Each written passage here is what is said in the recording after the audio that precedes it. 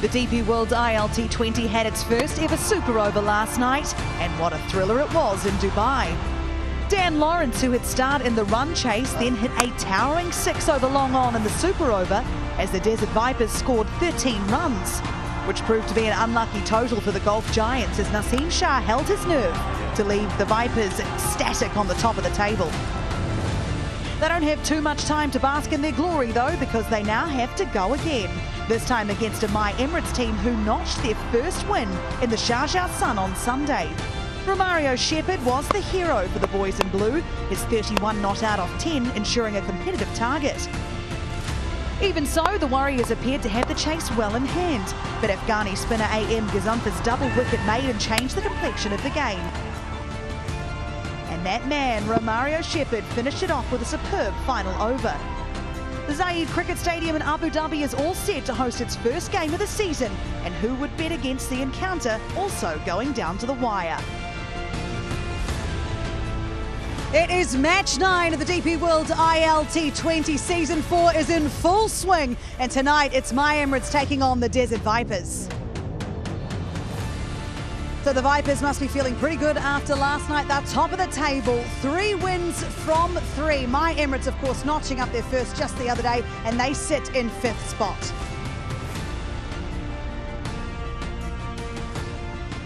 Welcome back to Abu Dhabi. It is so good to be back. What we're going to do right now on this beautiful evening is head out to the middle with Darren Ganga and the 2 captains for the all-important toss.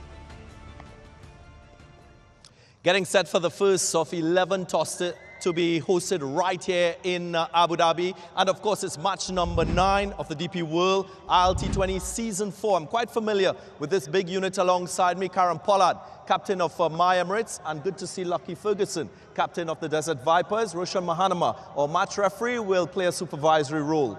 Polly, home captain. Call is made, and we await the verdict. So tails, Karen Pollard, another win. Tell me what are you going to do and tell me why. I'm going to bowl first. Again, first match, down here. Yes, we have been here, the last couple of weeks for the Abu Dhabi T10, but it got some days to freshen up. So let's see what it has to offer. Your last game, it was a tense finish. You crossed the line. What would you like to copy-paste from that experience for a win tonight? I'll copy-paste the W to get a win, so everything else, becomes relevant. But, having said that, there's always room for improvement in everything that we do. So, we had a chat about different areas that we think that we can improve. And now we get an opportunity to bowl first. So that's the opportunity to put that first thing sort of right from what we would have, sort of faltered a little bit in the last game.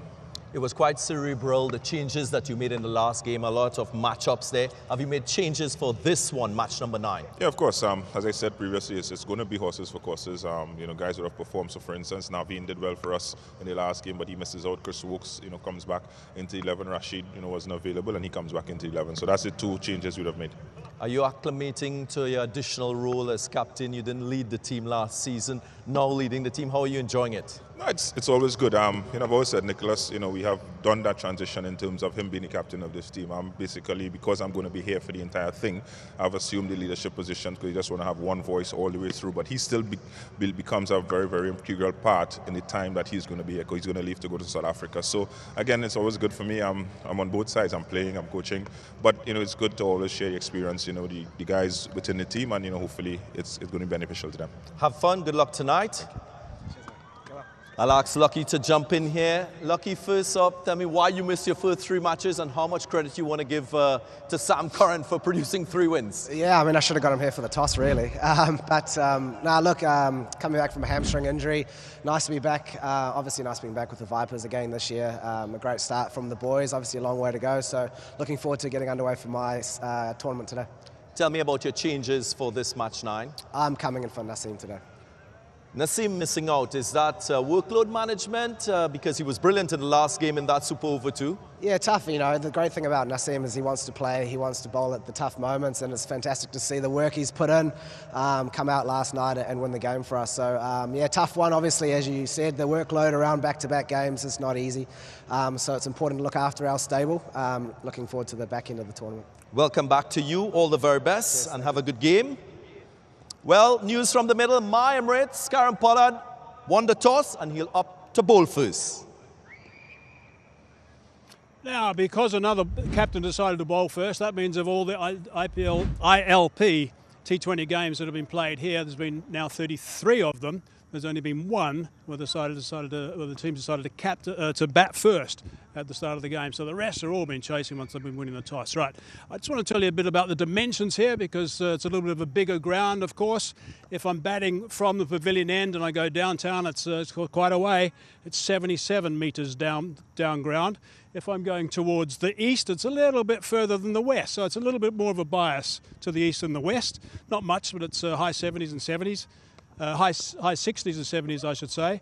And the average score batting here first is 188. So there's just a bit of information for you from Season 3. Simon Dawes alongside me. More information about Season 3.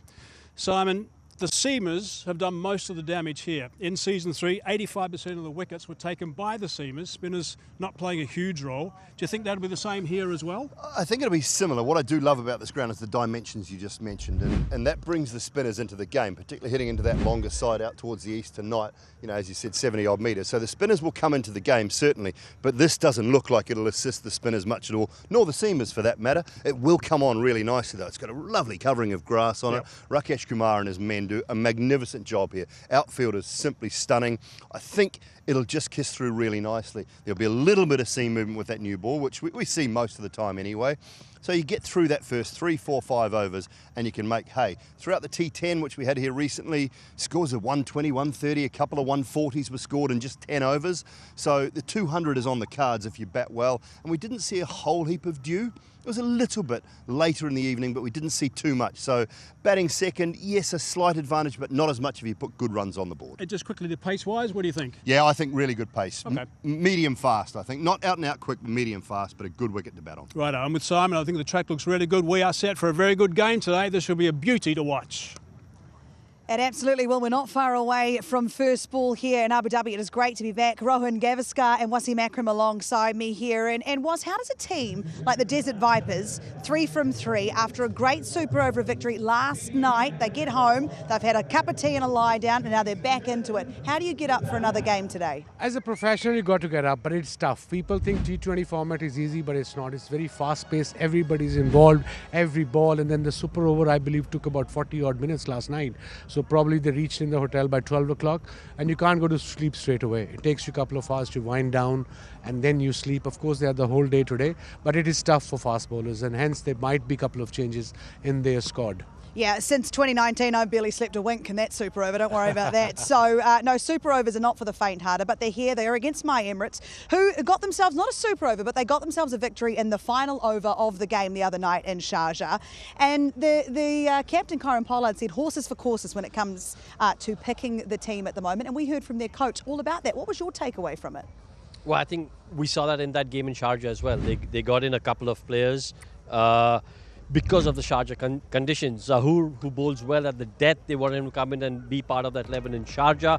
Navinul Haq, they got in that Sharjah game because the opening pair of Fazlul Farooqi and Navinul Haq have a really good record against the Sharjah opener, Tom Collor-Cadmore.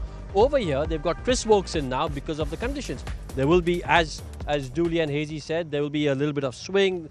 Pacers have done well. So they said, listen, you know what, we'll get Wokesy in. They're a team that say, like you said, horses for courses. They will assess the situation, assess what's going on that pitch and pick a suitable 11. And I think that's how the cricket has evolved.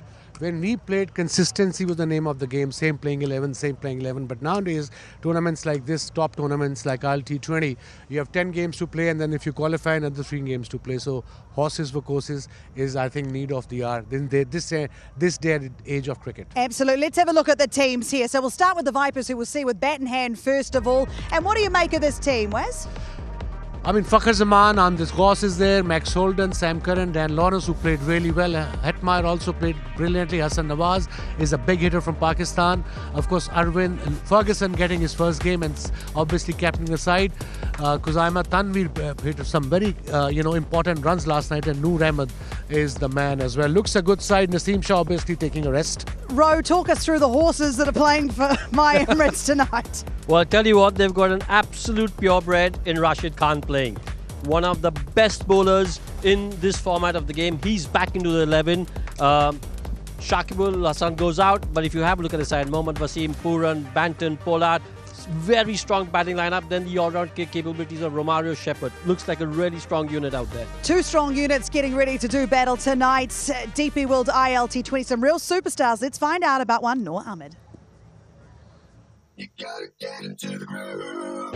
Jesus, gooder.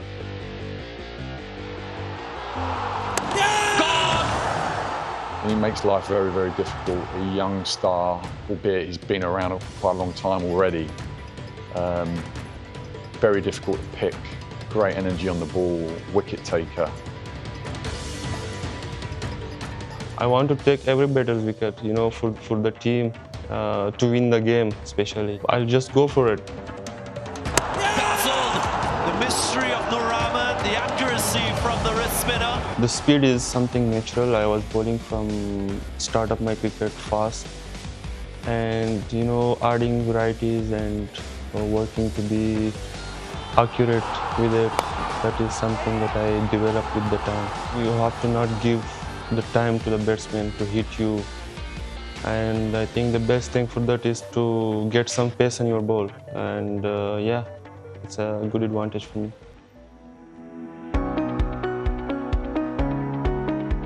Before going to the game, you know, I need to accept that I'm gonna have a bad day in cricket. Of course, if I have 3-4 good days and if I have 1 or 2 bad days, that's okay for me, no problem. I'll try to come back as soon as I can, and I think that's something which gives me more stability in the field.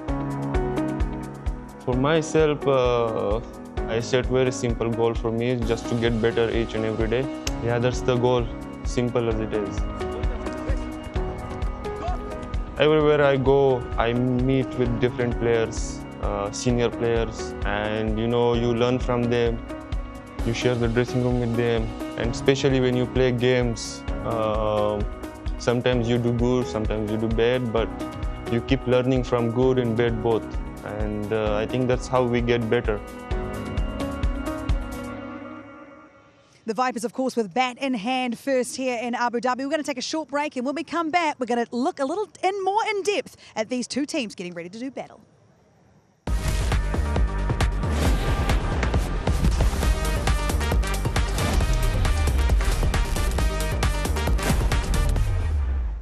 Welcome back to Abu Dhabi for the first time in this DP World ILT20. And I tell you what, we're in for a big one here. My Emirates have won the toss. They are going to bowl first against the Desert Vipers. Now, of course, our first time having an auction, the most expensive player. We're yet to see him in action, but let's see how he goes in this or that.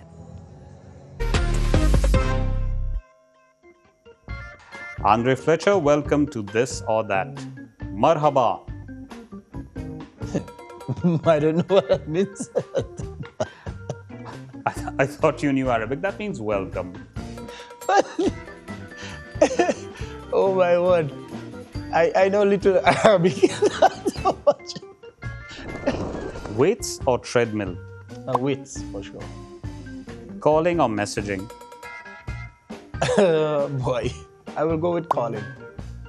Rice or roti? Rice. I love my rice. Tendulkar or Lara? Oh, but that's a tight one. Maybe I don't have a choice. Sorry, but I'll have to be biased. I'll go with Lara.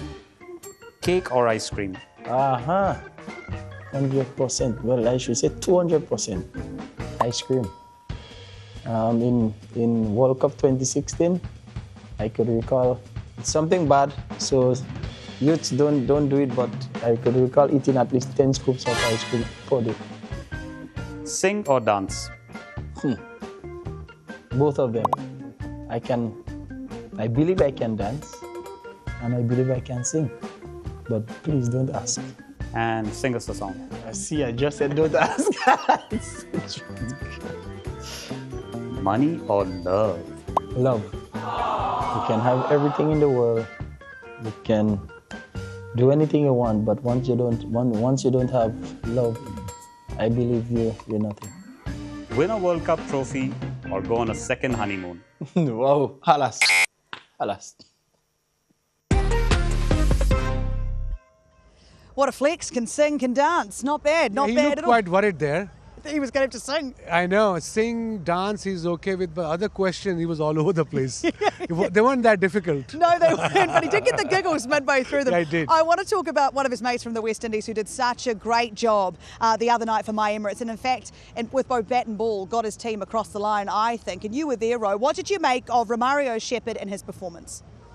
I thought it was exceptional for him to get those runs at the back end of the innings when MIE Emirates were batting some big sixes. They were struggling. I think the runs that they got, they were still about 20 short on that pitch. But when you have a look at the sixes that he hit and the boundaries that he hit, the strike rate that he had in that innings, it's really what gave them a little bit of hope when it came to defending a score. Because sometimes as a fielding unit, you think, okay, listen, have we got enough on the board? We may not have enough to win the game, but we've got something to be competitive with. I think that score there on that day was competitive. And he held his nerve, and that's really at the end of the day what it's all about. And the Vipers held their nerve to get the win last night in the Super Over. When you look at that, the performances of Dan Lawrence, how do you hold your nerve? How is it not until you get into those situations that you know you can do it? I think experience also matters. These guys are in playing leagues all over the world, so they go through this pressure all the time, and they know when the runs are required, and they're proper batters. They're not sloggers, they're not pinch hitters. They bat, and they got every shot in their armory. They played they're good players, and like I said, they play all over the world on different pitches, different conditions, and he got runs sometimes. Sam Curran got runs. Desert Vipers, almost everybody chipped in their yesterday's innings as well. So I think that's very important for a team. They don't rely on one or two players. Everybody's trying to win the game for their team. And we've seen a bit of holding a nerve with the bat there. What about holding a nerve with the ball, which Romario Shepherd did in the 20th over against the Sharjah Warriors to get the win? How do you hold your nerve in that situation, Ro, with the ball in hand? Because it's a bit different. Wait, hold on. Are you asking me? I have. I realise the error of my ways. I realise the error of my ways. Hold on. I mean, you're asking me. How do you hold your nerve with the ball in hand? How do you change that up? Again, you know the drill as a bowler. If you have a bit of experience, you know what you want to do. If you want to bowl Yorkers, you'll come in, you aim the Yorkers, and with the practice, with experience, you'll be hitting the spot every time, and like he did. Look at the lengths he's bowled at, 63% was right up there. And I think that was a kind of a secret of his success, that he bowls full and he bowls with some pace and consistent. You got to practice Yorkers, otherwise you can't just come into the game and think that you can bowl Yorkers. It won't be possible. So these guys practice this day in and day out. Which say, oh, it's great to see it pull it off when they need to. And I was going to ask you about Yorkers, but Ro, I won't. Who's going to win? I'm going to go with MIE Emirates. MIE Emirates. Yes. They've had a bit of rest. What about you, Wes? Look, it's a very difficult question. I like Romario Shepherd here. MIE Emirates. Everyone's going for MIE Emirates. Does that mean I have to go for the Vipers? It's a Kiwi leading the charge, so maybe I will. We're going to take a short break here from Abu Dhabi, and when we come back, we're getting ready for first ball. MIE Emirates have won the toss. They're going to bowl first.